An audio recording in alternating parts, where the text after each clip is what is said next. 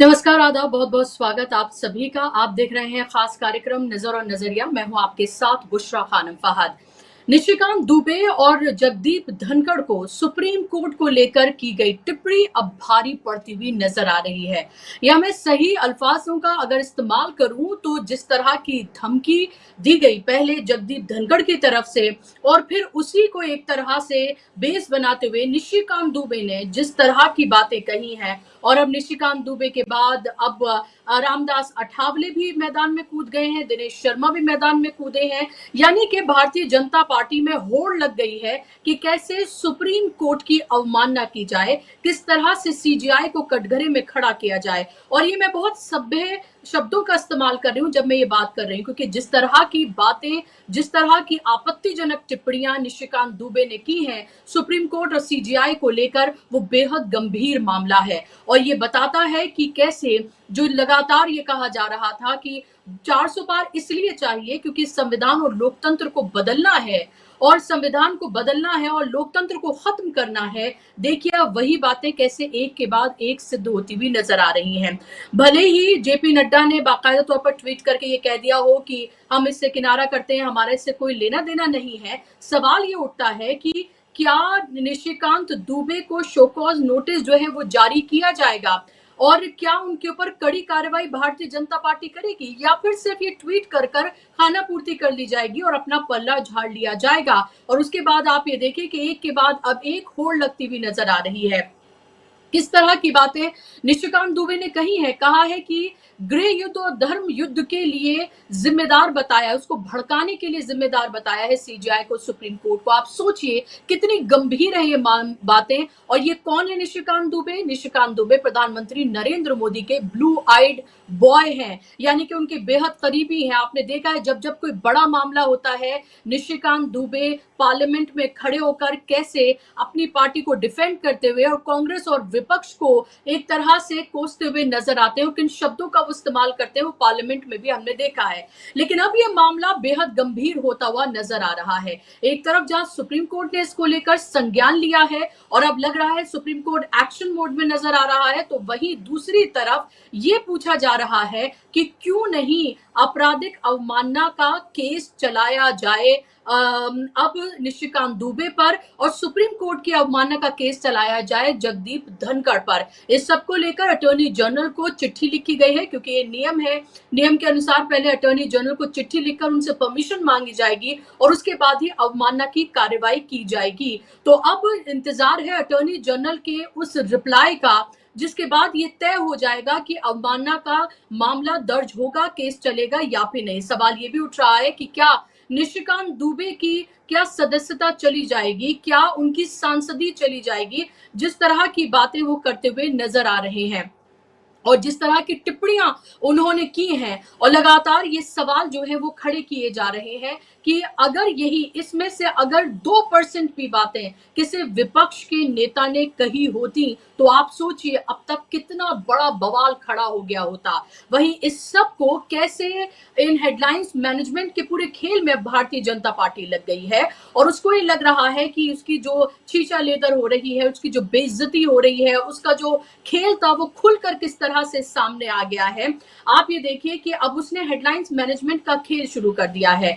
चुनाव आयोग को लेकर, चुनावी गड़बड़ियों को लेकर राहुल गांधी ने जिस तरह से बोस्टन में अमेरिका जाकर जो बातें कही हैं, अब उसको लेकर भारतीय जनता पार्टी के जो नेता है, भारतीय जनता पार्टी राहुल गांधी को कटघरे में खड़ा कर रहे हैं। यानी कि सच्चाई वो जो वहां जाकर कह रहे हैं, जिसको हर कोई कहता हुआ नजर आ रहा है, उसको लेकर अब ये कहा जा रहा है कि क्योंकि वाइस प्रेसिडेंट जो है वो अमेरिका आ रहे हैं, इसलिए अब ये एक तरह की साजिश है विदेश की धरती पर देश को बदनाम करने की। और जो देश में रहकर देश को बदनाम कर रहे हैं, जो देश में रहकर सुप्रीम कोर्ट और सीजेआई पर इतनी गंभीर टिप्पणियां कर रहे हैं, इस तरह के इल्जाम लगा रहे हैं, एक तरह से सरकार वर्सेस न्यायपालिका होता हुआ नजर आ रहा है। या वो करते हुए नजर आ रहे हैं। और ऐसे में जो अपने चेले चपाटे हैं, जो राइट विंग हैं के जो राइट विंगर्स हैं, जो और जो बीजेपी आईटी सेल है, जो सोशल मीडिया पर जो उनके ट्रोल्स हैं, वो किस तरह से सुप्रीम कोर्ट को लेकर अभद्र टिप्पणियां कर रहे हैं, लगातार सवाल खड़े कर रहे हैं, उसका क्या ये सवाल पूछा जाना चाहिए। जेपी नड्डा भले ही ये कहकर अपना पल्ला झाड़ रहे हो, लेकिन अब ये साफ तौर पर लग रहा है कि जगदीप धनखड़ हो या फिर निशिकांत दुबे हो, इन दोनों की मुश्किलें अब लगातार बढ़ती हुई नजर आ रही है। सवाल ये उठ रहा है, क्या सांसदी जाएगी, क्या जगदीप धनखड़ को अपनी कुर्सी गंवानी पड़ेगी, क्या जेल जाएंगे निशिकांत दुबे, ये तमाम वो सवाल हैं जो अब उठ खड़े हुए हैं। इसके अलावा जिस तरह से वक्फ कानून के बाद मुर्शिदाबाद में जिस तरह की हिंसा भड़की, उसको लेकर विष्णु जैन, जो वही राइट विंग इकोसिस्टम के जो वो वकील माने जाते हैं, जो हर मस्जिद के नीचे मंदिर ढूंढते हैं, वो सुप्रीम कोर्ट गए हैं। सुप्रीम कोर्ट जाके उन्होंने कहा है कि राष्ट्रपति शासन लगाने की उन्होंने मांग की है, ये याचिका उन्होंने दायर की। अब इसको लेकर सुप्रीम कोर्ट ने टिप्पणी की है। सुप्रीम कोर्ट ने कहा है कि आप चाहते हैं कि हम राष्ट्रपति को दखल का आदेश दें, हम पर पहले ही कार्यपालिका के अधिकार क्षेत्र में अतिक्रमण का आरोप लग रहा है। तो आप ये देखिए कि कैसे, और ये कहना है बी आर गवई का, जो कि अगले सीजीआई होने जा रहे हैं, और उन्होंने ये टिप्पणी की है। तो आप देखिए कि कैसे संज्ञान ले रहा है सुप्रीम कोर्ट। और सुप्रीम कोर्ट ने गंभीर बात कही है कि आप हमारे पास आ रहे हैं, लेकिन हमारे ऊपर तो इस तरह के आरोप और इल्जाम लग रहे हैं। कौन लगा रहा है? उपराष्ट्रपति लगा रहे हैं। सत्ता में बैठे लोग हमारे लिए इतनी गंभीर बातें कह रहे हैं कि धर्म युद्ध और गृह युद्ध छेड़ने के लिए जिम्मेदार है। सवाल ये पूछा जाना चाहिए कि कहां धर्म युद्ध छिड़ा हुआ है, और उनसे पूछा जाना चाहिए कि कहां गृह युद्ध छिड़ा हुआ है। और फिर सवाल ये पूछा जाना चाहिए, ज्यादातर राज्यों में उनकी सरकार है बीजेपी की, केंद्र में 11 साल से उनकी सरकार है, और अगर ऐसा हो रहा है तो फिर इस नाकामी के लिए कौन जिम्मेदार है? बीजेपी क्या कर रही है सत्ता में बैठकर? गृह मंत्री क्या कर रहे हैं सत्ता में बैठकर? निशिकांत दुबे खुद क्या कर रहे हैं? ये सवाल उनसे पूछे जाने चाहिए। लेकिन सवाल तो यही है कि उनसे सवाल आखिर कौन पूछेगा। चलिए, इसी पर आज हम चर्चा करेंगे, इसी पर आज हम बात करेंगे। बात करने के लिए मेरे साथ खास मेहमान जुड़ गए हैं। स्क्रीन पर आप मेहमानों को ले आइए ताकि हम चर्चा का आगाज करें। 3 मेहमान आप मेरे साथ देख सकते हैं। सिद्धार्थ शर्मा जी हैं, पॉलिटिकल एनालिस्ट हैं, जाना माना चेहरा है। सिद्धार्थ जी, बहुत स्वागत आपका कार्यक्रम में। सोशल और पॉलिटिकल एक्टिविस्ट मेरे साथ संदीप जी जुड़ गए हैं, संदीप यादव जी। संदीप जी, आपका भी बहुत स्वागत कार्यक्रम में। और मेरे साथ नरेंद्र मिश्रा जी भी जुड़े हुए हैं। अभी उनका कैमरा ऑफ हो गया है। उनसे भी मैं बात करूंगी। सुप्रीम कोर्ट के लॉयर हैं और वो पिटिशनर हैं इस मामले में। नरेंद्र जी, आपका भी बहुत बहुत स्वागत कार्यक्रम में। शुरुआत नरेंद्र जी मैं आपसे करना चाहूंगी, क्योंकि आपके पास वक्त कम है और आप इस मामले में पिटिशनर हैं, निशिकांत दुबे को लेकर जो याचिका दाखिल की गई है। सवाल मेरा ये है आपसे, जो लोग भी जानना चाहते होंगे कि अटॉर्नी जनरल की परमिशन लेना इसमें क्यों जरूरी है। दूसरा सवाल आप एक साथ जवाब दे दीजिएगा, क्या निशिकांत दुबे की सदस्यता जा सकती है। तीसरा मेरा आपसे सवाल कि क्या उनको जेल भी हो सकती है, और क्या जगदीप धनखड़ के ऊपर भी अवमानना का केस चल सकता है। इन सब का जवाब मैं आपसे चाहूंगी, क्योंकि आप याचिका करता है और बहुत महत्वपूर्ण याचिका आपने सुप्रीम कोर्ट में दाखिल की है। पहले तो मैं आपके दर्शकों को, पूरे भारत देश के लोगों को थैंक यू कहना चाहता हूं कि आपने मुझे वक्त दिया, उसके लिए शुक्रिया बुशरा जी आपको। देखिए, ये पिटीशन इसलिए बड़ी इंपॉर्टेंट हो गई थी कि आजकल भारत देश में एक कंपटीशन सा हो गया है। कंपटीशन किस टाइप का, कि यदि आप हेट स्पीच दे रहे हैं तो आपके पैरेलल में खड़ा हुआ व्यक्ति वो कितनी बड़ी हेट स्पीच कर सकता है। ये पूरी बार टाइप की आ गई है, यानी एक बड़ा कंपटीशन पूरे बीजेपी पार्टी या रूलिंग पार्टीज के अंदर में ये क्रिएट हो गया। एक व्यक्ति नहीं बोलता है, यहाँ पूरा का पूरा सिस्टम ही बोलने की शुरुआत कर देता है। जैसे ही सबसे पहले इसकी जो शुरुआत करने वाले व्यक्ति थे वो माइनॉरिटी मिनिस्टर ऑफ इंडिया थे, किरण रिजिजू। उन्होंने थोड़ी सी बात की, उसके बाद जगदीप धनखड़ जी आ गए हमारे भारत देश के, और इसके साथ में अब तो बिल्कुल लग रहा है कि क्रमशः बिल्कुल जंग छिड़ गई है। निशिकांत दुबे आए, उसके साथ में दिनेश शर्मा आ गए। मुझे लगता है और भी लोग आ सकते थे, पर हम लोग सुप्रीम कोर्ट पहुंच गए, तो हो सकता है कि और बीजेपी पार्टी भी अपने आप से थोड़ा अलग कर लिए। तो ये चारों कारण हो सकते हैं, मुझे जो लग रहा है।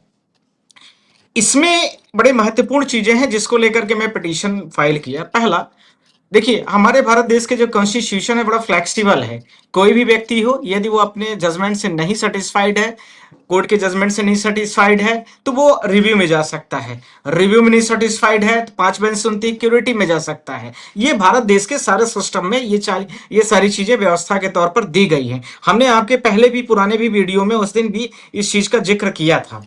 साथ ही साथ में जब आपको फ्लेक्सिबिलिटी कॉन्स्टिट्यूशन ऑफ इंडिया दे रहा है, वर्क बोर्ड में सिर्फ चीफ जस्टिस ऑफ इंडिया ने 7 डेज के लिए 3 चीजों पर पूरा स्टे ऑर्डर लगाया है। ये तो नहीं कहा कि पूरा का पूरा बिल खत्म हो गया, ये भी नहीं कहा कि पूरा का पूरा बिल, ये जो स्टे ऑर्डर है फर्दर कंटिन्यू रहेगा इन्फिनिट टाइम तक, जब तक आप अमेंड नहीं कर देते हो, यह भी नहीं कहा गया कहीं पर। सवाल यह नहीं था, सवाल यह उठा कि जब आपको एक आप बड़ी पोस्ट में इंडिया के होल्ड करते हो, भारत देश की ओथ खाते लेते हो, एमपी हो खुद भी, एक नहीं 4 4 बार के एमपी हो, आप एक मुझे लगता है कि 50 साल के ज्यादा उम्र रखने वाले व्यक्ति हो, तो फिर आपको जब सारी चीजों के नॉलेज है तो आपने ये कैसे कह दिया भारत देश के सुप्रीम कोर्ट के चीफ जस्टिस ऑफ इंडिया का नाम लेकर के कि भारत देश में जितने भी गृह युद्ध छिड़ रहे हैं वो सारे के सारे उसके लिए जिम्मेदार भारत देश के chief justice of India Sanjeev Khanna है।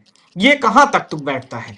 संजीव खन्ना और इसके साथ में एक और जस्टिस पर्दीवाला ने एक डायरेक्शन दे दिया था, आपको उस दिन भी मैंने जिक्र किया है, आज फिर जिक्र कर रहा हूं, जिसमें जो पॉकेट वीटोज का बिल होता है उसको इन्फिनिट टाइम तक कोई भी न तो गवर्नर रख सकेगा और न ही प्रेसिडेंट ऑफ इंडिया रख सकेगा, उसको लेकर के टाइम बॉन्ड कर दिया, अर्थात 3 महीने में डिसाइड कर दो। तो पूरे भारत देश में बाढ़ सी आ गई, पूरी बीजेपी की या बहुत सारे आईटी सेल की जो ट्रोल मीडियाज है और बहुत सारी जो सोशल मीडियाज है, विभिन्न प्रकार के जो लोग हैं जो इनसे सहमति नहीं रखते, उन लोगों ने एक ट्रोल करने की आदत थी और सुप्रीम कोर्ट ऑफ इंडिया को मुजरा कह दिया, सुप्रीम कोर्ट ऑफ इंडिया को शरीयत कह दिया और कोठा कह दिया, पता नहीं क्या क्या कह दिया। आज तो honourable chief justice of India थे नहीं, ऑनरेबल जस्टिस गवई थे। अब तो कल हम लोग इसको बहुत अच्छे से मेंशन करने की पूरी तैयारी में है। आपके माध्यम से मैं पूरे देश की मीडिया में पूरे देश के लोगों को बताना चाह रहा हूं, आज पिटीशन में हमने 3 4 चीजों को लेकर के आपसे बोला है और इस चीज को मैं आपके माध्यम से बोलना भी चाहता हूं। पॉइंट नंबर 1, कोई भी व्यक्ति यदि किसी भी पोस्ट में बैठता है और वो कॉन्स्टिट्यूशनल पोस्ट में बैठा हुआ है तो उसके लिए हमें अटॉर्नी जनरल ऑफ इंडिया से परमिशन लेने की जरूरत पड़ती है, because he is the MP member of parliament. In this regard हमें अटॉर्नी जनरल जो भारत देश का सबसे बड़ा लॉ ऑफिसर है उससे परमिशन लेने की हमें जरूरत पड़ती है, पहली चीज। दूसरी चीज, सुप्रीम कोर्ट ऑफ इंडिया के पास भी एक पावर होता है कि वो किसी भी मैटर्स को सीधा कॉग्निजेंस ले ले, सीधा का सीधा डायरेक्शन पर ले ले। हमने सुप्रीम कोर्ट ऑफ इंडिया से यह बोला, रिक्वेस्ट किया आज कि ऑनरेबल्स ये बहुत संगीन मैटर है, ये 50 सालों के इतिहास में इस प्रकार में आपने पहली बार देखा होगा कि इस प्रकार की घटना घटती है। यदि इसके पहले चीफ जस्टिस या कोई भी व्यक्ति को जस्टिस से सजा भी देते हैं, कन्विक्ट भी करते हैं, हैंग भी करते हैं, तो उसमें यह होता है कि जो भी उसने अपराध किया उसको सजा मिल गई है।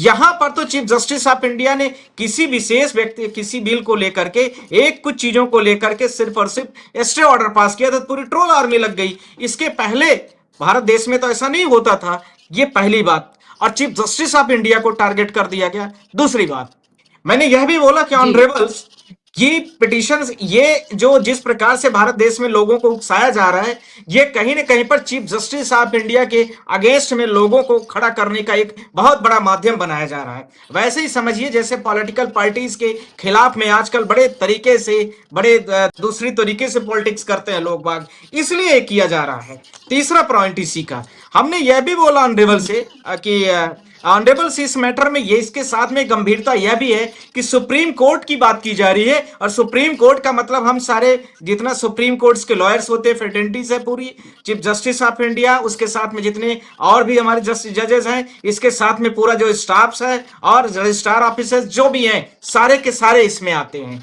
तो ये सारी चीजों को लेकर के हम आए।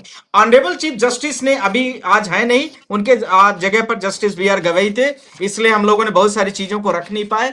हम लोग कल इसकी पूरी प्रिपरेशन में हैं और हमने बोला है कि लॉर्डशिप इसमें आप सीधा सुमोटो लीजिए, क्योंकि चीफ जस्टिस ऑफ इंडिया के पास में ये रूल्स में स्पष्ट तरीके से दिया है, 14 जो दिया गया है, 14 में चीफ जस्टिस ऑफ इंडिया के पास पावर होता है, हाई कोर्ट के पास भी पावर होता है सेक्शन 15 में कि वह भी सीधा कॉग्निजेंस ले सकता है, पर 15 बी में भी जो लॉ का देश का सबसे बड़ा ऑफिसर है, अटॉर्नी जनरल ऑफ इंडिया, उसके पास भी पावर होता है। ये तीनों अलग अलग पार्ट्स होते हैं। आपका प्रश्न था कि इनकी सदस्यता जाएगी या नहीं जाएगी। इसमें मैक्सिमम 6 महीने की कन्विक्शन है और इसके साथ में जुर्माने भी हैं। सवाल तो यहां पूरी तरीके से अब स्पष्ट हो चुका है कि इन्होंने पूरी तरीके से बयान दिया है, हट स्पीचेस किया है, इनको कन्विक्शन तो होना तय है। मैं आपके माध्यम से अभी बोले दे रहा हूं। अब इसमें अटॉर्नी जनरल ऑफ इंडिया इनको परमिट करते हैं कि इनके ऊपर अवमानना का काम चलाया जाए कि न चलाया जाए। इसीलिए हमने दो पैरेलल खोल दिया है, एक अटॉर्नी जनरल वाला पैरेलल यानी लॉ ऑफिसर वाला, दूसरा चीफ जस्टिस ऑफ इंडिया वाला। अर्थात दोनों तरीके से काम होना चाहिए। इधर से बात बनेगी तो ठीक है, नहीं बनेगी तो दूसरा रास्ता हमारा चीफ जस्टिस ऑफ इंडिया के कंसर्न में खुला हुआ है। नेक्स्ट पॉइंट इसी का अवमानना की जो बात आ रही है, इसमें मैंने आपसे ये बातों को तो बताया ही, पर इसके साथ में जो धनखड़ जी थे, धनखड़ जी के ने एक भारत देश के कॉन्स्टिट्यूशनल पोस्ट में बैठे हैं। उनको ये चीज पता है कि भारत देश में, क्योंकि वो भी एक लॉयर से और सुप्रीम कोर्ट के वो मेंबर भी थे ऑर्गेनाइजेशन के हमारे, उनको ये चीज पता है और वो जानबूझ के ऐसा बोल रहे हैं, डिबेट कर रहे हैं और पूरे पब्लिक स्पीच कर रहे हैं कि आप सुप्रीम कोर्ट ऑफ इंडिया कहीं न कहीं पर पार्लियामेंट या राष्ट्रपति के पदों पर या राष्ट्रपति जिस बिल को एक्ट कर रही है उस पर इंटरफेयर कर रहे हैं, ओवरलैप कर रहे हैं, ओवर रिच कर रहे हैं। तो इसका संज्ञान ये नहीं, सुप्रीम कोर्ट के जस्टिस बी आर गवई जो नेक्स्ट चीफ जस्टिस बनने वाले हैं, उन्होंने परसों बड़ी अच्छी स्पष्ट तरीके से कह दिया है। आप सबको पता है, अंबेडकर जयंती कुछ प्रोग्राम था, उन्होंने वहां स्पष्ट कहा है कि भारत देश का यदि कुछ भी पार्लियामेंट ऑफ इंडिया जो है भारत देश का, यदि कुछ भी नियम कानून ऐसे बनाता है चेक बैलेंस का,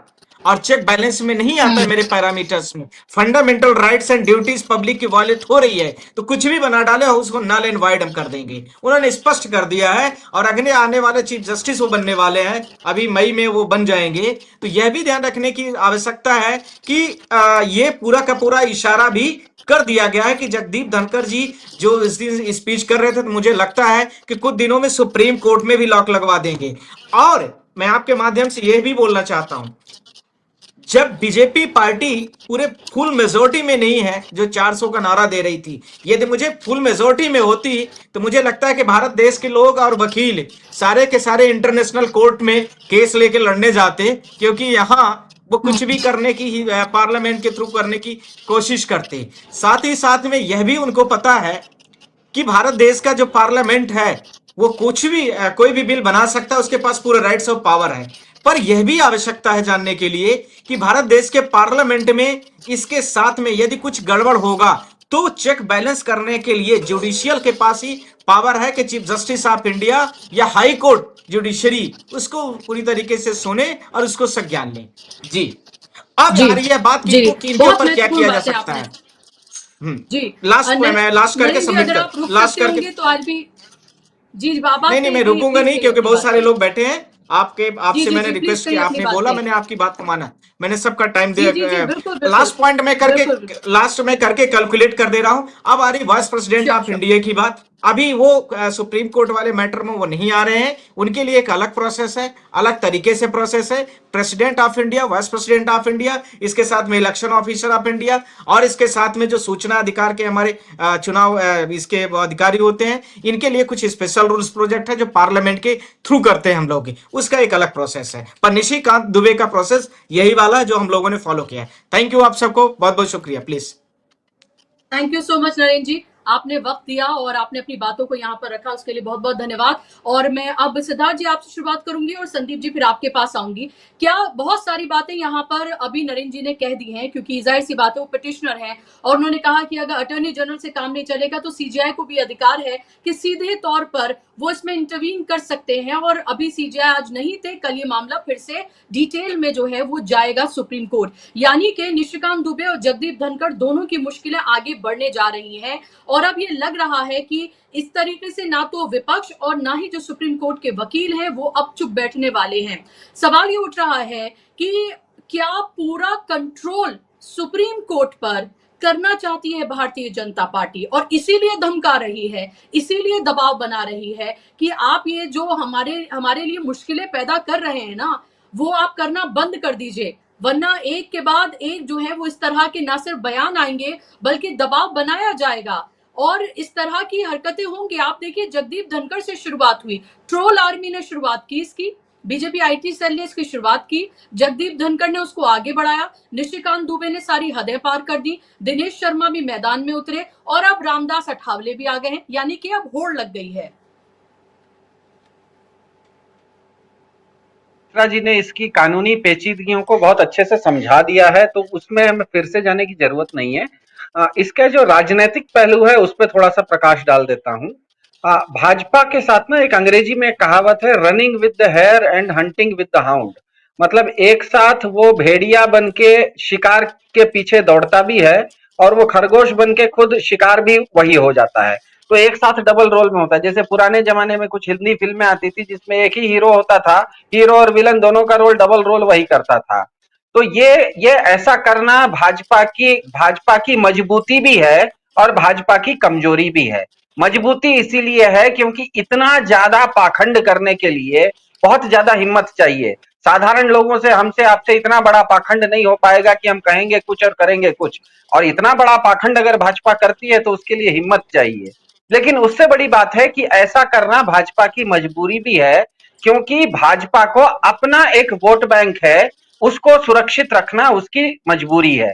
2024 में वो वोट बैंक भाजपा से सरक गया था, इसीलिए भाजपा की सीटें ही कम नहीं आई, भाजपा का वोट शेयर भी बहुत ज्यादा गिरा। उसको, उसका जो वो वोट बैंक है, जो कोर वोट बैंक है, जिसके बारे में मैं कह रहा हूं कि किसी भी राजनीतिक दल को अलग अलग तरह के लोग वोट भले करें, लेकिन उसका एक कोर वोट बैंक होता है। वो अगर कोर वोट बैंक उसका सरक गया तो वो पार्टी का अस्तित्व खत्म हो जाता है। जैसे बीएसपी का कोर वोट बैंक सरकते ही उत्तर प्रदेश में उसकी हालत कितनी आज पतली हो गई है। वाम दलों का कोर वोट बैंक सरकते ही बंगाल में उनकी हालत कितनी पतली हो गई है। तो हर पार्टी का एक कोर वोट बैंक होता है। तो भाजपा का जो कोर वोट बैंक है वो सरक गया 2024 में, क्योंकि उसे मंदिर और 370 से ज्यादा दूसरों को टाइट करने में मजा आता है। वो ये कोर वोट बैंक है, उसको दूसरों को टाइट करने में ज्यादा मजा आता है। इसीलिए भाजपा ने वक्फ बिल के बहाने एक ऐसा कानून दिखाया कि देखो अभी भी हम लोगों को टाइट कर रहे हैं, टाइट करने में हम कोई कसर नहीं छोड़ रहे हैं। वो उनके कोर वोट बैंक के लिए मैसेज था, लेकिन सुप्रीम कोर्ट ने उसको रोक लगा दी। अब रोक लगाते ही भाजपा को यह डर लग गया कि कहीं उनके जो कोर वोटर हैं, जिनको हम मंद भक्त कह सकते हैं, वो फिर से उनका मोह भंग ना हो जाए 2024 के तरह।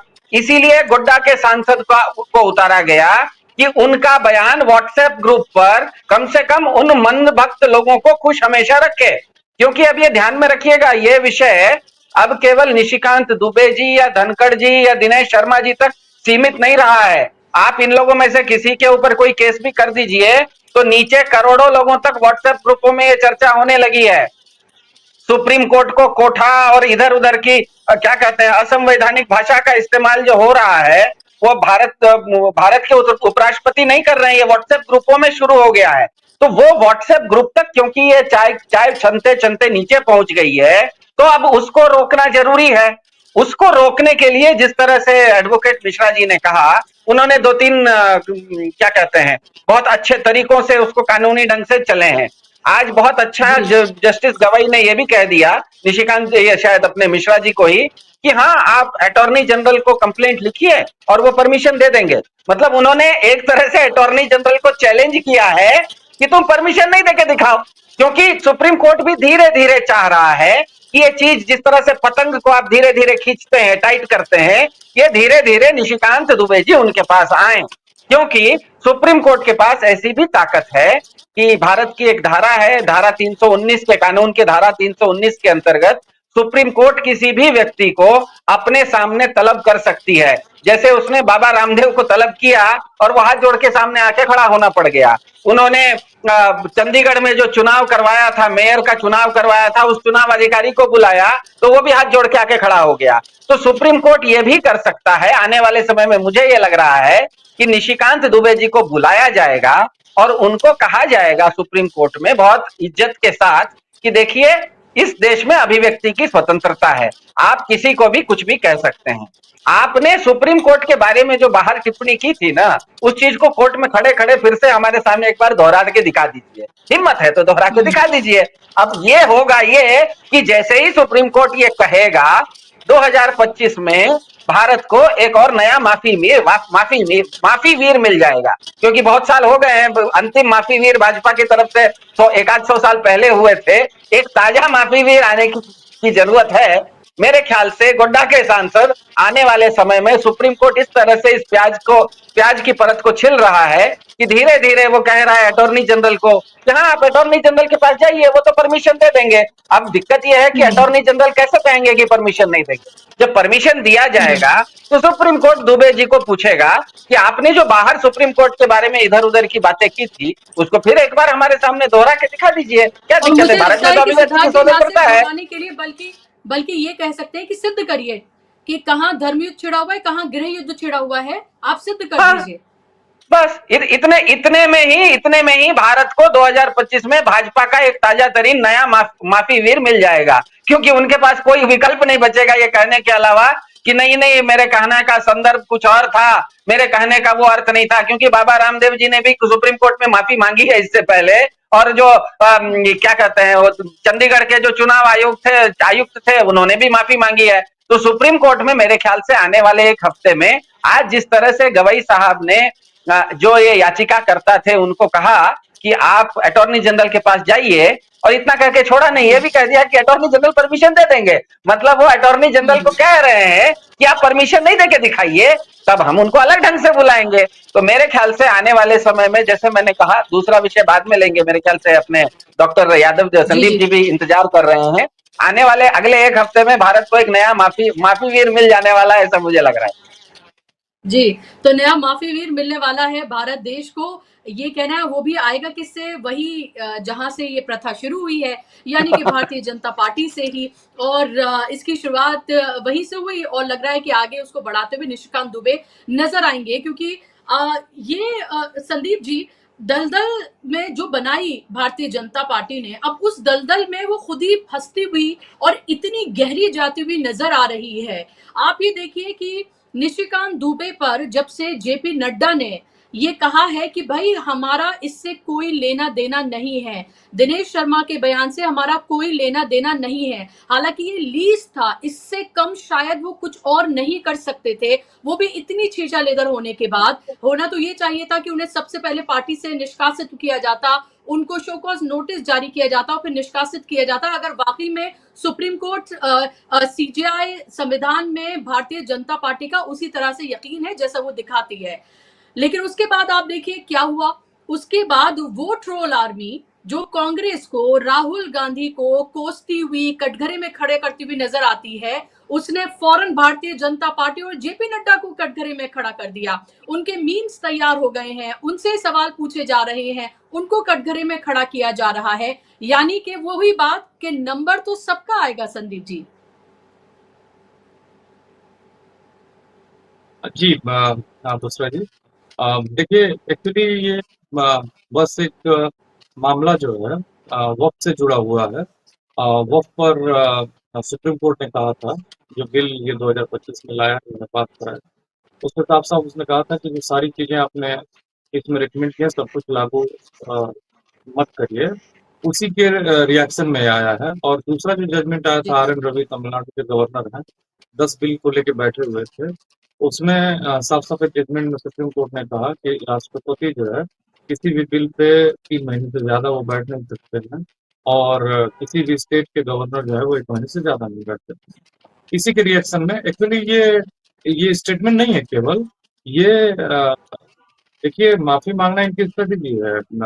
मैंने माफी ने कहा है कि हमारा इससे कोई लेना देना कब कहा है, जब पूरा डैमेज हो चुका है तब कहा है, जब उनको लगा कि ये उल्टा घूम के हमारे ऊपर आ रहा है। एक तो ये तब तक खुश थे जब तक कि इससे उनको फायदा मिल रहा था, इससे उनको अच्छा लग रहा था। ये केवल बस इसका मामला नहीं है, यही नहीं कहा निशिकांत ने, तो वो एकदम सजा के हकदार हैं। उन्होंने कहा है कि धार्मिक युद्ध और सिविल वार की बात कही है। जब मणिपुर में 250 लोग मारे गए, 60,000 से ज्यादा लोग डिस्प्लेस्ड हो गए, मैतेई और कुकी-जो में लगातार 2 सालों से युद्ध चलता रहा। नहीं सोचा कि सिविल वॉर चल रहा है। आपको नहीं दिखाई दिया कि धार्मिक युद्ध चल रहा है। यहाँ आपको जब एक बिल पर सुप्रीम कोर्ट अपनी सीमा में कुछ टिप्पणी करता है, तो उसके खिलाफ आप एक सांसद होते हुए आप सदन से बाहर, ध्यान रखिएगा कि अगर वो सदन में ये स्टेटमेंट देते, तब वो लोकसभा अध्यक्ष से अनुमति लेनी होती उनके खिलाफ केस करने के लिए। अभी वो एक टीवी चैनल पे बोल रहे थे, इसलिए कोई अनुमति लेने की जरूरत नहीं है। उनके खिलाफ जो अटॉर्नी जनरल को बता रहे थे कि वहां से अनुमति लेना होगा और उनके खिलाफ केस दर्ज हो जाए। सीधी सी बात है कि वो ब्लैकमेल कर रहे हैं, इस तरह से डरा रहे हैं कि देखो इस देश में उन्होंने 3 बातें कही हैं। उन्होंने कहा है कि अगर इस देश में सुप्रीम कोर्ट ही कानून बनाएगा, तो फिर सुप्रीम कोर्ट ही कानून बनाएगा, तो फिर इस देश में इसका क्या मतलब है? विधानसभाओं का कि और इसमें संसद को फिर संसद बंद कर देना चाहिए, उस पर ताला बंद लगा कर देना देना चाहिए, चाहिए। इस तरह की बातें उन्होंने कही। जी। दूसरी उन्होंने बात कही है कि उन्होंने दूसरी महत्वपूर्ण बात कही है कि जो सुप्रीम कोर्ट है वो अपनी संवैधानिक सीमा से बाहर जा रहा है। तो ये देखिए ये 3 बहुत बड़े कमेंट्स हैं। भाई सुप्रीम कोर्ट कैसे अपनी संवैधानिक सीमा से बाहर जा रहा है, आप जरा बताइए। आप अपनी संवैधानिक सीमा से बाहर जा चुके हैं। जब ईवीएम पर विपक्ष जो है वो स्पष्टीकरण मांगता है, तो आप कोई जवाब नहीं देते हो, जबरदस्ती उनकी आवाज को दबा देते हो। राहुल गांधी जब अ, अ, अ, अमेरिका में बोलते हैं कि नहीं, ऐसा संभव ही नहीं है कि 3 घंटे में इतने सारे वोट बढ़ जाएं एक बार में। माने इलेक्शन कमीशन जो है वो धांधली में जी। लिप्त है, तो आप कहते हो कि विदेश में जाके भारत को बदनाम करने की साजिश की जा रही है। जबकि ट्रंप ने कहा है कि भारत का जो ईवीएम का सिस्टम है वो बहुत बढ़िया है। जबकि ट्रंप के बारे में कहा जाता है कि दुनिया में सबसे ज्यादा झूठ बोलने वाले आदमी हैं। उनको उनका रेफरेंस लेके ये अपने सिचुएशन को डिफेंड कर रहे हैं। जब आप गलत करोगे तो लोग पूरी दुनिया में ही कहेंगे, और कहाँ कहेंगे? जो कहेंगे वो दुनिया में फैलेगा। दुनिया तो आजकल ग्लोबलाइज्ड वर्ल्ड में छोटी है। तो निशिकांत दुबे हो चाहे जगदीप धनखड़ हो, ये बहुत ही जी। लूज कमेंट है इन लोगों का, और इन लोगों के ऊपर कार्रवाई होनी चाहिए और इन लोगों के खिलाफ एक्शन लिया जाना चाहिए। और इस तरह से एक्चुअली ये इशारों पे किया जा रहा है ताकि सुप्रीम कोर्ट हमारे ये बयानबाजी के दबाव में आकर वक्त के मामले में कुछ इधर उधर ना करे। और दूसरा जो मामला है जो गवर्नर का कायदे से, तो इनको आर.एन. रवि को तुरंत इस्तीफा दिला के बुला लेना चाहिए। इतनी भद्द पिटी है, इतनी मतलब बेइज्जती हुई है, लेकिन उसके बावजूद भी, खैर बेइज्जती तो इज्जत वाले के लिए होती है, जो जिसको इज्जत का कोई ख्याल ही ना हो, उसकी बेइज्जती क्या होगी खैर। तो ऐसी स्थिति में ये कुछ होने वाला नहीं है, लेकिन निशिकांत के खिलाफ एक्शन होना चाहिए। और जगदीप धनखड़ की, क्योंकि वो उपराष्ट्रपति हैं, तो सही कहा उन्होंने कि वो संवैधानिक कुछ प्रक्रियाएं हैं उसके खिलाफ, लेकिन उन्होंने भी बहुत डैमेज किया है। उन्होंने कहा कि जी 145 बिल्कुल। अनुच्छेद 142 जो है उसमें सुप्रीम कोर्ट को अधिकार मिले हुए हैं, और उसका एक दुरुपयोग हो रहा है। डायरेक्टली उन्होंने कहा, नॉट एग्जैक्टली दुरुपयोग कहा, उन्होंने कहा है कि एक मिसाइल की तरह हो गया। तो वो एक तरफ से सुप्रीम कोर्ट के का जो वो है अधिकार है, इसको ये लोग कम कर रहे हैं, कमतर बता रहे हैं उसको। मतलब बता रहे हैं कि देखो हम 240 सीट लेके आए हैं और हम ही सारी चीजों पर सब कुछ हैं, आप बीच में मत बोलिए, हम जैसे चलाएंगे देश को वैसे ही चलेगा। आपको कोई अधिकार नहीं है कि आप इसमें अपनी राय दीजिए और संवैधानिक अ, मामलों में कुछ अपनी राय दीजिए और अपने जजमेंट दीजिए। हम जो उचित समझते हैं वही उचित है। ये कितना गलत है।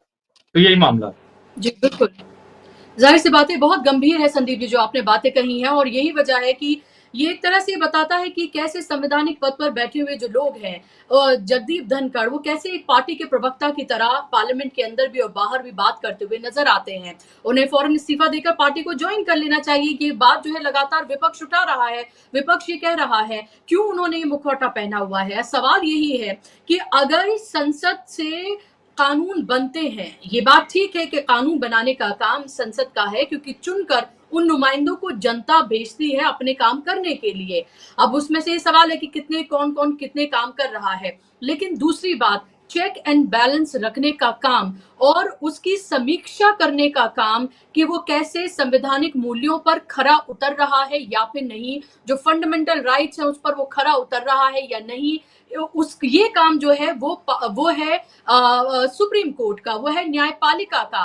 अब आप ये देखिए कि कैसे न्यायपालिका को धमकाने का काम चल रहा है और लगातार धमकाया जा रहा है। कौन धमका रहा है? जिनके ऊपर काम है कानून बनाने का, वो धमका रहे हैं न्यायपालिका को कि हमने जो कानून बना दिया, खबरदार जो आपकी हिम्मत हुई इस कानून को रद्द करने की या इसमें दखल अंदाजी करने की। यही तो हुआ है वक्फ अमेंडमेंट बिल को लेकर। वक्फ कानून को लेकर अभी सिर्फ 3 प्रावधानों पर कुछ दिन के लिए रोक लगाई गई है। 5 मई को इससे फिर से इस पर सुनवाई शुरू होनी है प्रॉपर तरीके से, लेकिन उससे पहले इतना दबाव बनाया जा रहा है न्यायपालिका पर ताकि वो आगे इस पूरे मामले पर जो स्टे लगाया हुआ है उसको हटाएं और कानून जो बनाया गया है पार्लियामेंट से उसको एज इट इज ही पास करने के लिए कह दिया जाए, यानी कि उसमें कोई वो इंटरवीन ना करे। लेकिन संदीप जी, माफ कीजिएगा सिद्धार्थ जी, सवाल ही फिर मेरा यही है कि इस पूरे मामले से कैसे ध्यान भटकाया जाए, इसके लिए वो लेकर आ गए हैं राहुल गांधी को, क्योंकि नेशनली नहीं इंटरनेशनली उनकी बेइज्जती हो रही है और ऐसे वक्त में हो रही है जब अमेरिका से वाइस प्रेसिडेंट आ रहे हैं। तो उसमें राहुल गांधी ने सवाल उठा दिया चुनावी प्रक्रिया पर, चुनावी धांधली पर, महाराष्ट्र को लेकर, ईवीएम को लेकर, वोटर लिस्ट को लेकर, और वो ऐसी कोई नायाब बात नहीं है जो राहुल गांधी ने कही है, वो बात सब कह रहे हैं। तो उन्हें देशद्रोही करार दिया जा रहा है, विदेश की धरती पर प्रोपेगेंडा फैलाने का बात कही जा रही है और वही बातें जो राहुल गांधी को लेकर कही जाती रही हैं। और इस सब से जो उनकी बेइज्जती हो रही है, जो लगातार उनके सांसद सुप्रीम कोर्ट की जो अवमानना कर रहे हैं, सीजेआई की जो अवमानना कर रहे हैं, संविधान को जो ठेंगा दिखा रहे हैं, उस सब पर पर्दा डाला जाए वो कोशिश की जा रही है। जी, आपके दूसरे सवाल का जवाब पहले दे देता हूँ। मान लीजिए मुझे कल लॉटरी लग जाएगी तो मैं कार खरीद लूंगा, लेकिन कार खरीद लेने से नहीं होगा क्योंकि मेरे पास लाइसेंस नहीं है, इसलिए कार चलाएगा एक ड्राइवर जिसके पास लाइसेंस होता है। तो कार भले मेरी होती है, तो चलाता ड्राइवर है, और अगर वो कार खराब हो जाए तो ड्राइवर भी बेकार हो जाता है, मैं भी बेकार हो जाता हूँ, कार को ले जाना पड़ता है किसी मैकेनिक के पास, वो ठीक करता है। तो बीजेपी के पूरे इकोसिस्टम को ये जान लेना चाहिए कि भारत में विधायिका कानून बनाती है, कार्यपालिका उस कानून को लागू करती है और न्यायपालिका उस कानून को परिभाषित करती है। तीनों का अपना अपना रोल है, तीनों रोल भाजपा अकेले नहीं कर सकती है। भाजपा को लगता है कि पावर आ गया है, इसका मतलब मैं कुछ भी कर सकता हूँ। ये लोग देखिए, गलतफहमी बेचारे उनकी भी नहीं है। अब हमारे प्रधान जी अगर रात में 8 बजे आके किसी दिन बोल दें कि हमने नोटबंदी कर दी और रात में 12 बजे से वो कानून बन गया, तो बीजेपी इकोसिस्टम भी गलतफहमी में चला जाता है कि प्रधान जी जो बोलते हैं वही कानून है, वो दिन को रात बोल देंगे तो रात हो जाएगी। लेकिन ऐसा है नहीं, व्यवस्था ये है। तो व्यवस्था ये होने के चलते बीजेपी के इकोसिस्टम को जान लेना चाहिए कि भारत में न्यायपालिका कानून की को परिभाषित करती रहती है और वो आगे भी करती रहेगी, और उसको बीजेपी का इकोसिस्टम रोक नहीं पाएगा। अगर वो रोकना चाहेगा भी तो रोक नहीं पाएगा। जो आपने दूसरा सवाल किया उसका जवाब है राहुल गांधी जी के बारे में, कि एक तो छोटी सी चीज है, जो भी चीज सार्वजनिक क्षेत्र में होती है उस पर दुनिया भर में कमेंट्स आना स्वाभाविक है, आप उसको रोक नहीं सकते। विराट कोहली ये नहीं कह सकते कि मैं फिरोज शाह कोटला में तो जीरो बनाऊंगा तो मेरी आलोचना करना, लेकिन मैं लॉर्ड्स में जीरो बना लूंगा तो आलोचना मत करना। विराट कोहली कहीं भी जीरो बनाएंगे, उनके देखने वाले दर्शक, क्रिकेट प्रेमी और कमेंटेटर उस पर कमेंट करेंगे ही कि भैया तुम दुनिया के सबसे अच्छे बैट्समैन जीरो कैसे बना रहे हो। दूसरी बात कि राहुल गांधी ने अगर अमेरिका में जाके कुछ कहा तो वो चुनाव आयोग के बारे में कहा, तो चाय से ज्यादा केतली काहे गरम है। उन्होंने ये तो नहीं कहा कि बीजेपी इकोसिस्टम कॉम्प्रोमाइज्ड है, उन्होंने तो कहा कि चुनाव आयोग कॉम्प्रोमाइज्ड है। तो चुनाव आयोग ने अभी तक कुछ नहीं कहा, तो बीजेपी चुनाव आयोग के बचाव में कैसे उतर रही है? बीजेपी क्या ये कह रही है कि चुनाव आयोग मेरा चुनाव आयोग को मैं सैलरी देता हूं? जब चुनाव आयोग एक स्वतंत्र इकाई है और अगर राहुल गांधी ने चुनाव आयोग पे कोई टिप्पणी की है तो क्या चुनाव आयोग के मुंह में जिपर लगा हुआ है? पान पराग वो खाया हुआ थोड़ा है कि वो जवाब नहीं दे सकता, वो भी तो जवाब दे सकता है। उससे पहले चाय से ज्यादा केतली काहे गर्म हो जाती है? बीजेपी काहे उसको जवाब देने लग जाती है? और अगर बीजेपी का कहना है कि राहुल गांधी जी विदेश में जाके भारत के बारे में कुछ गलत बातें कर रहे थे, तो वो अच्छी बात नहीं है, तो बिल्कुल हम मानते हैं। तो बीजेपी क्या कह रही है कि भारत के प्रधान जी 2014 में जिस समय अमेरिका में गए थे, मैं तो एआई को खोल के बैठा हुआ हूँ, एआई बता रहा है कि 2014 में इन्होंने अमेरिका में जाके भारत के बारे में हल्की बातें की थी, हमारे प्रधान जी ने 2015 में कनाडा में जाके भारत के बारे में हल्की बातें की थी, 2019 में साउथ कोरिया में जाके भारत के बारे में हल्की बातें की थी। तो क्या मतलब भारत के प्रधान जी भारत के बारे में हल्की बात कर सकते हैं? बीजेपी भारत के बारे में हल्की बात कर सकता है, दूसरा नहीं कर सकता? ऐसा तो नहीं हो सकता। तीसरी बात इस चीज में मेरे ख्याल से राहुल गांधी जी को जब उन्होंने स्टेटमेंट ये दिया, तो ये बात दुनिया भर को अब मालूम है। इलॉन मस्क तक ने परसों ये कह दिया कि जो ईवीएम होता है वो ईवीएम हैक हो सकता है, ईवीएम फुल प्रूफ नहीं है। दूसरा, इसका सबसे बड़ा उदाहरण यह है कि दुनिया भर के 2-3 देश ऐसे हैं जो कि भारत से ज्यादा टेक्नोलॉजी में आगे बढ़े हुए हैं, जैसे अमेरिका है, जापान है, इंग्लैंड है। ये 3 देश भारत से ज्यादा टेक्नोलॉजी एडवांस होते हुए भी, लोकतंत्र होते हुए भी उन्होंने ईवीएम नहीं किया है, अभी तक वो कागज पर चल रहे हैं। इसका मतलब उनको ईवीएम पे भरोसा नहीं है। दूसरा, इलॉन मस्क खुद बोल रहे हैं कि ईवीएम हैक हो सकता है। तीसरा, 1 साल पहले सुप्रीम कोर्ट ने एक याचिका में ईवीएम के बारे में प्रश्न चिन्ह लगा दिया था, इसीलिए कहा था कि वो जो सिंबल लोडिंग यूनिट है उसको आपको 90 दिन तक सेफ रखना है, आप उसको फिर से यूज नहीं कर सकते। चुनाव में अगर कोई दूसरा या तीसरा प्रत्याशी आता है, उसको 10 दिन का समय दिया गया था कि वो उस क्या कहते हैं, चुनाव के नतीजों को चैलेंज कर सकता है। इसका मतलब सुप्रीम कोर्ट भी कह रहा है कि ईवीएम में कुछ ना कुछ मतलब शंकाएं हैं। तो ईवीएम में शंका जो है ये दुनिया भर में स्थापित चीज है। उस चीज को अगर राहुल गांधी जी ने कहा तो कहीं भी कहा, वो दुनिया जानती है।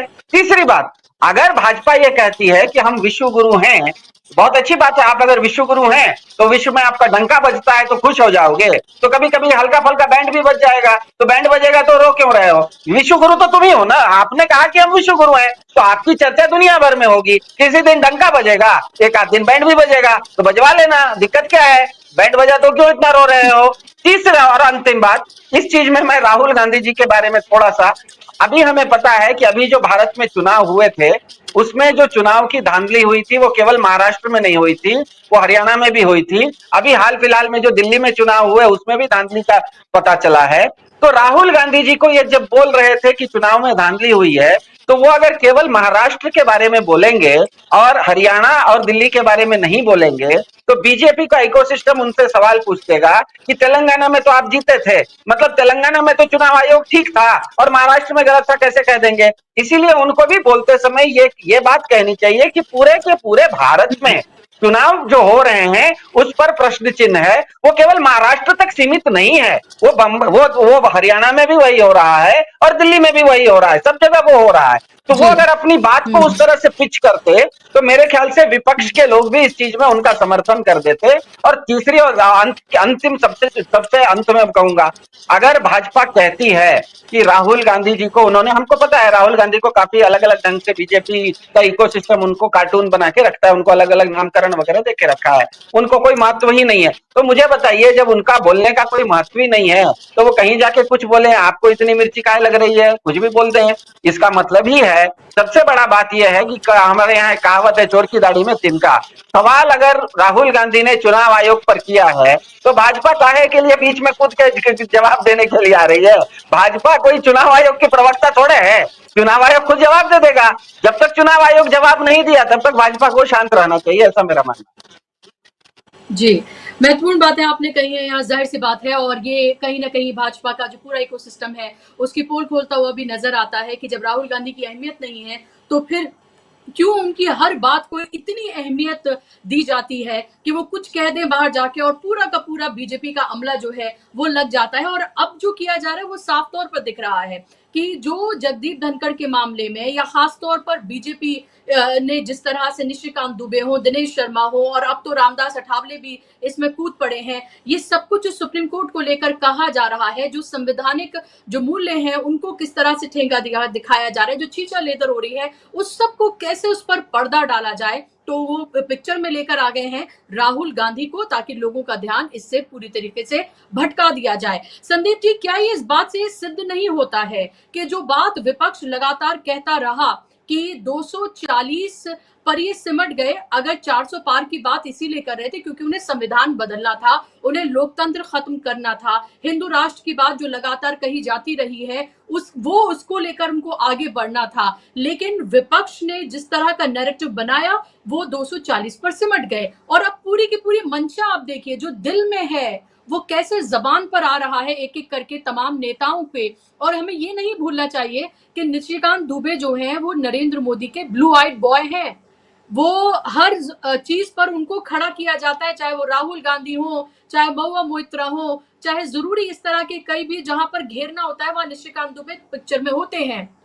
अब आप मुझे बताइए कि क्या अगर ये सब जो किस्सा जो चल रहा है क्या इसका असर आने वाले चुनाव पर होगा? क्या आपको लग रहा है बैठे बिठाए विपक्ष के पास एक ऐसा मुद्दा उनको मिल गया है कि आने वाले बिहार के चुनाव, बंगाल के चुनाव में वो इसे पुख्ता तरीके से आगे अगर लेकर चले तो भारतीय जनता पार्टी के लिए बहुत मुश्किल होने जा रहा है? और क्या आपको नहीं लगता कि जल्द से जल्द निशिकांत दुबे के ऊपर कार्रवाई होनी चाहिए ताकि एक नजीर पेश की जाए और सीजीआई को इसमें स्वतः संज्ञान या सुप्रीम कोर्ट को लेना चाहिए?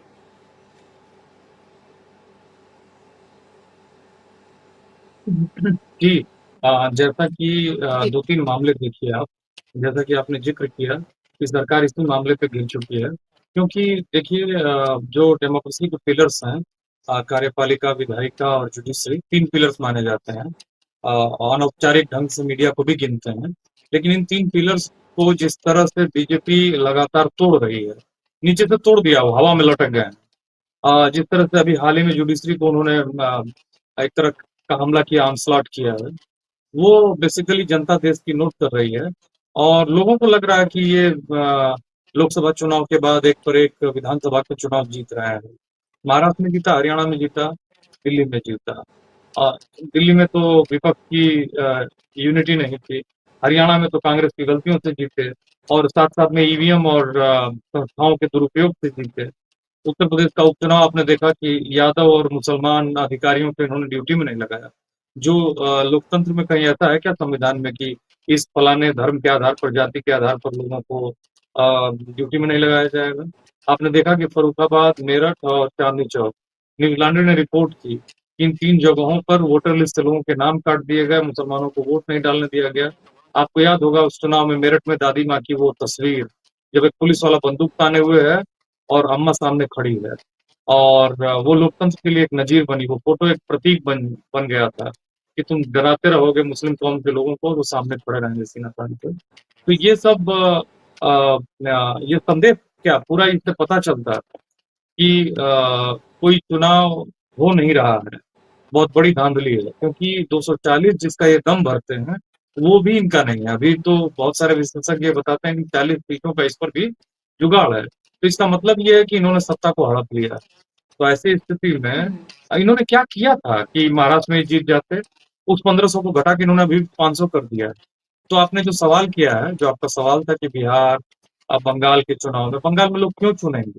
बंगाल में जो मुसलमान हैं, भारत में सबसे ज्यादा मुसलमान जम्मू कश्मीर में है, उसके बाद आसाम में है, बंगाल में है। तो उसमें मुसलमानों का जीना दूभर कर दिया है। जो लोग पकड़े गए मुर्शिदाबाद के दंगे में, वक्त के लिए लोग वहां जुलूस निकाल रहे थे, अपना प्रदर्शन कर रहे थे, उसमें दंगा एकाएक भड़क गया और हरगोविंद दास और चंदन दास की मौत हुई, एक मुस्लिम युवक की भी मौत हुई। उसमें ऐसा बताया जा रहा है कि जो 150 लोग पकड़े गए हैं वो बांग्ला नहीं बोलते हैं।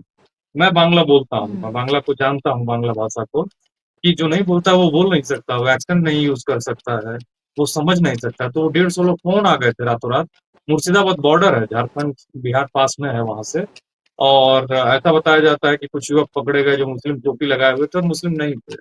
तो पश्चिम बंगाल में ठीक है, आप अगर सरकार की गलती है तो सरकार को माफी भी मांगनी चाहिए, कार्रवाई भी करनी चाहिए। वैसे भी हरगोविंद दास और चंदन दास बीजेपी के कार्यकर्ता नहीं थे, वो कम्युनिस्ट पार्टी के कार्यकर्ता थे। और जो भी लैक्सिटी हुई है वहाँ राज्य सरकार के द्वारा, उनको उस पर कार्रवाई करनी चाहिए और ये निश्चित एक गलती है। लेकिन बीजेपी को मणिपुर में जब सब कुछ होता है वो नहीं दिखाई देता है, जब मॉब लिंचिंग होती है वो नहीं दिखाई देता है, लोग मारे जाते हैं वो नहीं दिखाई देता है, 200 250 लोग मारे जा रहे हैं, नंगा महिलाओं को नंगा करके घुमाया गया, विच हंटिंग हो रही थी मणिपुर में, देश के राज्यों में, अलग अलग राज्यों में, उन वो नहीं दिखाई देता है। अभी उत्तर प्रदेश में ही एक बच्ची जो मैंने कम उम्र की 13 साल की बच्ची है, न सुन सकती है, न बोल सकती है, डेफ और डम्ब है, उसके साथ रात भर यौन कुकर्म किया है एक व्यक्ति ने। अगर आप उत्तर प्रदेश से लिस्ट निकालना शुरू कर दें, रोज एक भयावह जघन्यतम अपराध हो रहा है। पुलिस वालों को सुप्रीम कोर्ट ने हाल ही में डांटा था, 12 पुलिस वालों को। अभी 4 दिन पहले सुप्रीम कोर्ट ने फिर डांटा है और 50,000 रुपए का जुर्माना लगाया है। कानपुर में एक व्यक्ति के खिलाफ उन सबों ने सिविल केस को क्रिमिनल केस में बदल दिया। तो पूरा उत्तर प्रदेश तो एक क्रिमिनल राज्य बन चुका है। जो कुंभ नहाने गए 1000 लोग, उनका आज तक अता पता नहीं है। जो भगदड़ मची 2 बार, उसमें जो लोग मारे गए, लोग बताते हैं कि ज्यादा मरे, और उत्तर प्रदेश सरकार ने कहा कि हम आंकड़े गिन नहीं पाए। जो वहां पे लोग नहाने आए थे उनको गिन लिया जिन्होंने, वो ये गिन नहीं पाए कि कितने लोग मरे। आश्चर्यजनक है। जब मतलब क्लेम करना होता है अपनी बातों को बढ़ा चढ़ा के कहने के लिए, तो आप 68 करोड़ लोगों ने स्नान किया ये बता देते हो। कितने लोग मरे, जी वो बेचारे निर्दोष लोग, धर्म के लिए गए हुए वहां पे लोग, उनकी लिस्ट नहीं है आपके पास। तो ये इनका जो दोगला चरित्र है, इनका जो चरित्र है, जिसमें ये मतलब अपने हिसाब से सच को, अपने कन्वीनियंस से सच को दिखाते हैं, ये बहुत ही घातक है। इसलिए इनका बिहार चुनाव में जो नीतीश की पार्टी टूट गई है एक तरह से, बस वो अटकी हुई है थोड़ा सा, और उसका कोई मतलब नहीं। उसमें निश्चित तौर पर तेजस्वी, कांग्रेस और लेफ्ट को फायदा होने जा रहा है। अगर ईमानदारी से चुनाव हो, ईमानदारी से, तो वो जीत जाएंगे। जी बंगाल में भी ये पेनिट्रेट नहीं कर पाएंगे। आ, लेकिन बिहार में एक दिक्कत ये है कि सत्ता इनके पास है, तो ये वहां से प्रशासन को मैनिपुलेट करेंगे, मशीनों को मैनिपुलेट करेंगे, और केंद्र के जो चीफ इलेक्शन कमिश्नर है उससे चुनावों को मैनिपुलेट करके फिर छीन लेंगे। लेकिन याद रखिएगा, पिछला जो विधानसभा का चुनाव था बिहार का, वो भी तेजस्वी यादव और कांग्रेस और लेफ्ट भारी नहीं थी। 0.03% का अंतर था केवल। तो इसमें ऐसे जी में वो हारे नहीं, तो इस बार भी हारेंगे नहीं। लेकिन अगर लोग ईवीएम के खिलाफ, संवैधानिक ताकतों के दुरुपयोग के खिलाफ और इनके अहंकार के खिलाफ खड़े नहीं होंगे, राजनीतिक दल खड़े नहीं होंगे, तो ये रुकेंगे नहीं। जैसे इंदिरा गांधी के चुनाव को जब राजनारायण उनके खिलाफ लड़े थे, शायद रायबरेली से लड़े थे, और उनके खिलाफ ये सिद्ध हो गया कि वो चुनाव में उन्होंने धांधलियां की हैं, और ये कोर्ट से जजमेंट आया और फिर उन्होंने इमरजेंसी लगा दिया। तो उन्होंने जो किया था उससे कई गुना ज्यादा इन्होंने गड़बड़ियां की हैं। ऐसी स्थिति में चीजें स्पष्ट हो जाएं, और लोग जैसे जो बात राहुल गांधी आज ब्राउन यूनिवर्सिटी में कह रहे हैं, निकोलस ब्राउन के नाम पे यूनिवर्सिटी बनी है, बहुत पुरानी यूनिवर्सिटी है, 1760 की यूनिवर्सिटी है, और आईवी लीग की यूनिवर्सिटी है, 6वीं 7वीं बड़ी मैंने पुरानी यूनिवर्सिटी में से एक है। वहां राहुल गांधी ने साफ साफ कहा है कि ऐसा संभव ही नहीं है कि एक आदमी को वोट डालने में 3 मिनट लगता है, तो इतना जल्दी 3 घंटे में इतने 65 लाख वोट कैसे पड़े। पूरा का पूरा एक डाउटफुल और झूठ का मामला है। तो मुझे लगता है कि ये सब रिव्यू करने की जरूरत है। ना रिव्यू हो तो कम से कम पॉलिटिकल पार्टीज को, देश की जनता को सामने आके खड़ा होना होगा, तभी इस देश में लोकतंत्र जी मैंने सांसें ले पाएगा। अदरवाइज वो तो अब अंतिम सांसें गिन ही रहा है। ये लोग उसका गला दबा के उसकी मौत को मार रहे हैं। बहुत महत्वपूर्ण बात आपने आखिर में जो लाइन कही है वो शायद सबसे महत्वपूर्ण है आपके पूरे वक्तव्य की, कि क्या कुछ लोकतंत्र को लेकर किया जा रहा है, सांसें रोकी जा रही है, गला दबाने का एक तरह से काम किया जा रहा है, चढ़कर जैसे कहते हैं ना बैठ जाना और फिर हिलने न देना, बिल्कुल वही चीज जो है वो की जा रही है और वो साफ तौर पर दिख रहा है। वरना किसी की हिमाकत हो जाए कि वो इतनी गंभीर बातें कि धर्म वॉर की वो बात जो है वो सीजीआई वो भड़का रहे हैं, उसके लिए जिम्मेदार है ये कहे, सोचिए कितनी गंभीर टिप्पणी है। अगर इसका 1% भी किसी विपक्ष के नेता ने कह दिया होता तो सोचिए अब तक क्या कुछ हो चुका होता और कितना हंगामा और बवाल खड़ा हो गया होता। बहुत बहुत शुक्रिया आप दोनों मेहमानों का, सिद्धार्थ जी आपका और संदीप जी आपका, कार्यक्रम का हिस्सा बनने के लिए, समय देने के लिए बहुत बहुत धन्यवाद। धन्यवाद आप तमाम दर्शकों का भी कार्यक्रम का हिस्सा बनने के लिए। नमस्कार।